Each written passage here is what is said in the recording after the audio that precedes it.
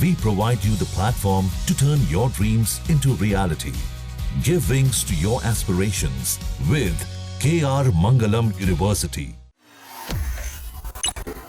उपराष्ट्रपति जगदीप धनखड़ के सोमवार रात दिए गए इस्तीफे से देश का दूसरा सबसे बड़ा संवैधानिक पद खाली हो गया है। इसका मतलब है कि उपराष्ट्रपति पद के लिए मध्यावधि चुनाव की नौबत आ गई है।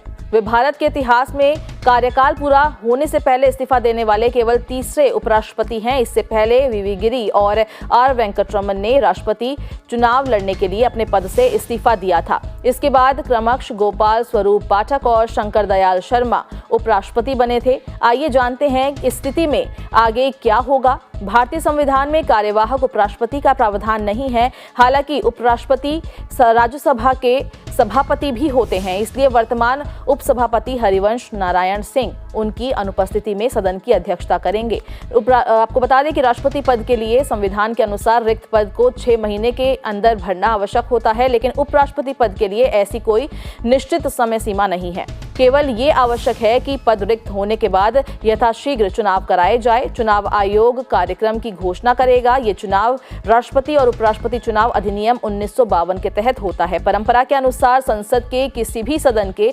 महासचिव को बारी बारी से निर्वाचन अधिकारी नियुक्त किया जाता है।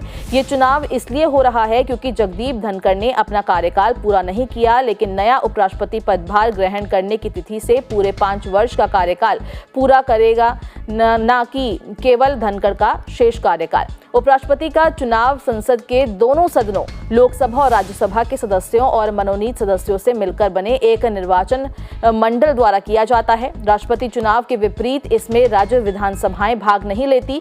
ये चुनाव संसद भवन में अनुपातिक प्रतिनिधित्व प्रणाली के अनुसार गुप्त मतदान द्वारा सिंगल ट्रांसफरेबल वोट के माध्यम से किया जाता है। प्रत्येक सांसद उम्मीदवारों को वरीयता क्रम के हिसाब से वोट डालता है। निर्वाचित होने के लिए किसी उम्मीदवार को न्यूनतम आवश्यक मतों की संख्या प्राप्त करनी होती है, जिसे कोटा कहा जाता है। इसकी गणना कुल वैध मतों की संख्या को 2 से विभाजित करके और 1 जोड़कर की जाती है। यदि पहले चरण में कोई भी उम्मीदवार कोटा पार नहीं करता है तो सबसे कम प्रथम वरीयता वाले मत पाने वाले उम्मीदवार को हटा दिया जाता है और उनके मत द्वितीय वरीयता के आधार पर शेष उम्मीदवारों को हस्तांतरित कर दिए जाते हैं। ये प्रक्रिया तब तक जारी रहती है जब तक कि एक उम्मीदवार कोटा पार नहीं कर लेता। उपराष्ट्रपति पद के लिए चुनाव लड़ने वाले व्यक्ति को भारत का नागरिक होना चाहिए, कम से कम 35 वर्ष का होना चाहिए, राज्यसभा के लिए निर्वाचित होने के लिए योग्य होना चाहिए और किसी भी संसदीय क्षेत्र में मतदाता के रूप में पंजीकृत होना चाहिए। उन्हें राष्ट्रपति, राज्यपाल या मंत्री जैसे पदों को छोड़कर केंद्र या राज्य सरकारों के अधीन किसी भी लाभ के पद पर नहीं होना चाहिए।